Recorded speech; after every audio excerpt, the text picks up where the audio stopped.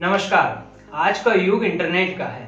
आम इंसान अपने क्रियाकलापों को और सोशल मीडिया में किताबों के नॉलेज के लिए इंटरनेट का बड़ा इस्तेमाल करते हैं। लेकिन इस इस्तेमाल के बीच में किताबें कहीं हमारे बीच से लुप्त होती जा रही हैं।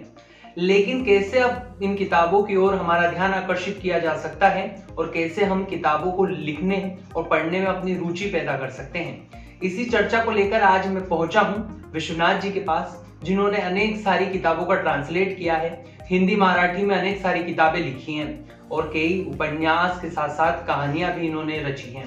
तो आज मैं उन्हीं से आपकी बात कराऊंगा कि किस तरह से आप किताबें और उपन्यास लिख सकते हैं और कैसे सोशल मीडिया के इस जमाने में अपनी रुचि किताबों की ओर बढ़ा सकते हैं। सर, सबसे पहले तो मैं आपसे जानना चाहूंगा कि इंटरनेट का जमाना है जी, आम इंसान सोशल मीडिया का उपयोग करता है जी। तो इस सोशल मीडिया के जमाने में हम किस तरह से किताबों की ओर हमारा ध्यान आकर्षित कर सकते हैं और कैसे हम इंटरनेट से थोड़ा दूर होकर किताबों की ओर आकर्षित हो सकते हैं। सोशल मीडिया पर जो रोज हम देखते हैं वो भी किताबों से ही बहुत करके लिया जाता है और जो युवा वर्ग है वो नई नई चीज़ें जो देखता है, अनुभव करता है, वो फेसबुक पर पोस्ट करता है या व्हाट्सएप पर पोस्ट करता है। आपका सवाल जो है कि इंटरनेट के युग से हम किताबों की ओर कैसे बढ़ सकते हैं। प्रत्यक्षता जो किताबें हैं वो जीने का साधन होती है और युवा वर्ग की रुचि जो है वो किताबों को पढ़ने के लिए प्रेरित करने के लिए हमें बहुत प्रयास करने पड़ेंगे। एक तो उनकी रुचि परिष्कृत करना पड़ेगी, रुचि बढ़ानी पड़ेगी, छोटे छोटे समूह बनाकर उनमें पुस्तकों पर चर्चा की जानी चाहिए और इस दृष्टि से ज्ञान का भंडार हम बढ़ा सकते हैं। किताबों की रुचि अवश्य ही एक ऐसा विषय है कि जो आजकल युवाओं में दिखाई नहीं देती। उसका कारण ये है कि सोशल मीडिया का हम सबसे अधिक उपयोग करते हैं और इस कारण हमारा जो मस्तिष्क है वो नई रचनाओं के लिए सक्रियता में कमी पड़ती है उसमें और वो सक्रिय नहीं रह पाता, साहित्य का निर्माण नहीं हो पाता। निश्चित रूप से सोशल मीडिया का जो अधिक उपयोग है वो घातक है। सर, जैसे आपने कहा कि घातक है, अगर हम किताबों को लिखना चाहें तो किस तरह से शुरुआत कर सकते हैं या फिर किस तरह से हम किताबों की ओर आकर्षित हो सकते हैं उन्हें पढ़ने के लिए। आपने कहा है कि किताबों को लिखने के लिए वो साहित्य कहलाता है। किताब ही लिखना चाहिए ऐसा नहीं है। साहित्य में हम लेख लिख सकते हैं, कहानियाँ लिख सकते हैं, कविताएं लिख सकते हैं और भी कई विभिन्न विधाएं हैं साहित्य की ओर हम अग्रसर हो सकते हैं। मूल मुद्दा ये है कि हर एक विधा की अपनी अपनी तकनीक होती है। जैसे कविता में यमक वगैरह जोड़ना चाहिए, लेखन की अपनी एक प्रतिबद्धता होती है, उसकी एक तकनीक होती है। विषय वस्तु महत्वपूर्ण है और अगर विषय वस्तु को हम नहीं समझेंगे सही तरीके से तो हम न लेख लिख पाएंगे और न ही कहानियाँ और न ही उपन्यास और कहानियों में पात्र महत्वपूर्ण होते हैं, घटनाएं महत्वपूर्ण होती हैं। ऐसी घटनाएं जो समाज को प्रभावित करती हैं उनके ऊपर साहित्य लिखा जाना चाहिए और ऐसा साहित्य जो किसी भी तरह से समाज में उन्नति में बाधक हो, समाज में वैचारिकता लाने में बाधक हो, ऐसे साहित्य की रचना मुश्किल होना चाहिए, नहीं लिखना चाहिए।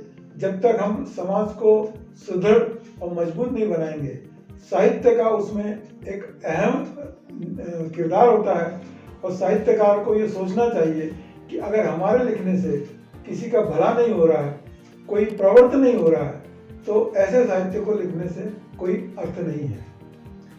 अगर हम लिखने की शुरुआत करें तो सबसे पहले हम किन किन बातों का ध्यान रखते हुए लिख सकते हैं और कहाँ से शुरुआत कर सकते हैं? जी।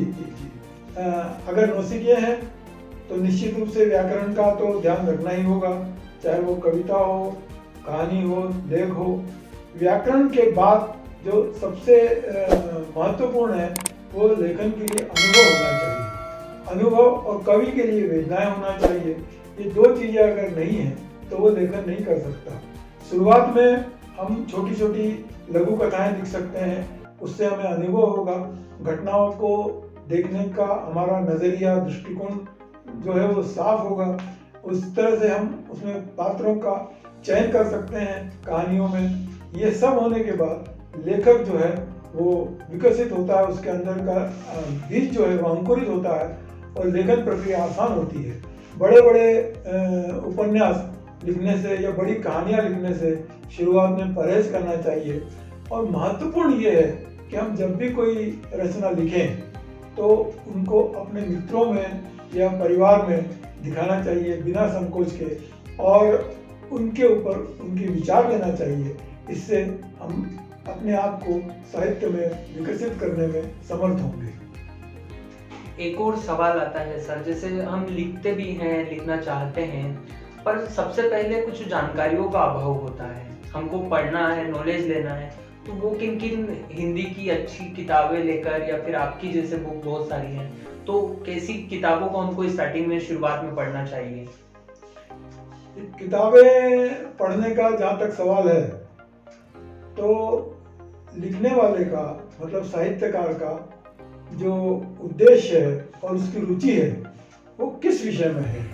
जैसे साहित्य में साहित्यिक आप छोड़ दें तो प्रवास वर्णन है, आध्यात्मिक है, ये इस तरह की अलग अलग जो विधाएं हैं वो लिखने के लिए उसकी जानकारी होना चाहिए, उसका अध्ययन होना चाहिए।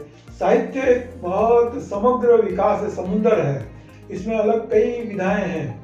पुरातत्व विभाग के लिए वैज्ञानिक साहित्य है, ऐतिहासिक है, रोमांचिक है, रहस्यमय है, ये साहित्य की अलग अलग विधाएं हैं। और जिसमें उसकी रुचि हो साहित्यकार की, उसमें उसका अध्ययन जरूरी है, जानकारी जरूरी है, उसी से वो आगे बढ़ सकता है। जब आप किताबें लिखते हैं तो आपके मन में सबसे पहले क्या थॉट आता है? देखिए, किसी घटना से अगर हम प्रभावित होते हैं तो हमारा चिंतन उस घटना के बारे में शुरू हो जाता है, और चिंतन की विषय वस्तु ये है कि ये घटना क्यों घटित हुई और इस घटना के परिणाम, पारिवारिक परिणाम या सामाजिक परिणाम या अन्य परिणाम क्या हो सकते हैं। क्या समाज कुछ और करना चाहता है, दिखाना चाहता है, युवा वर्ग है समाज में, वृद्ध हैं, इन सब के ऊपर किसी घटना का क्या प्रभाव होता है। और इन घटनाओं से अगर साहित्यकार की दृष्टि से हमारा मन विचलित हो, हम परेशान हो और ऐसी घटनाएं बार बार पुनरावृत्ति न हो, इसके लिए हम साहित्य लिखते हैं। अगर कोई अच्छी घटना है तो उसका भी उल्लेख साहित्य में होना चाहिए, जिसके कारण समाज विकसित हो सके। यही साहित्यकार का उद्देश्य होना चाहिए। व्यक्तिगत तरीके से कि मेरा भला हो इसलिए साहित्य की रचना नहीं होनी चाहिए, यह मुझे अच्छा लगता है, इसलिए भी साहित्य की रचना किसी अर्थ में परिपूर्ण नहीं है। एक और सवाल मेरे जहन में आता है, जैसे बहुत सारे युवा लोग हैं तो अलग अलग फील्ड में करियर अपना बनाना पसंद करते हैं, तो क्या हिंदी साहित्य में करियर किसी भी युवा का हो सकता है जो नया लिख रहा है या नई किताबें पढ़ रहा है या नए लिखने की कोशिश कर रहा है? मैंने पहले ही कहा कि करियर जहाँ तक है वो साहित्य में ढूंढना व्यर्थ है, लेकिन फिर भी साहित्य में करियर हो सकता है। दरअसल वो किस विषय में लिखना चाहता है, जैसे रोमांटिक कहानियाँ लिखना चाहता है या रहस्यमय कहानियाँ लिखना चाहता है, जिसको अमूमन युवा वर्ग पढ़ता है और रोमांचित होता है, ऐसे में उसका करियर बनाया जा सकता है। लेकिन उसको अच्छी तरह से वो अगर वर्णन कर पाता है, उसके लेखन में उतना सौंदर्य होता है, तो आगे उसका करियर भी हो सकता है।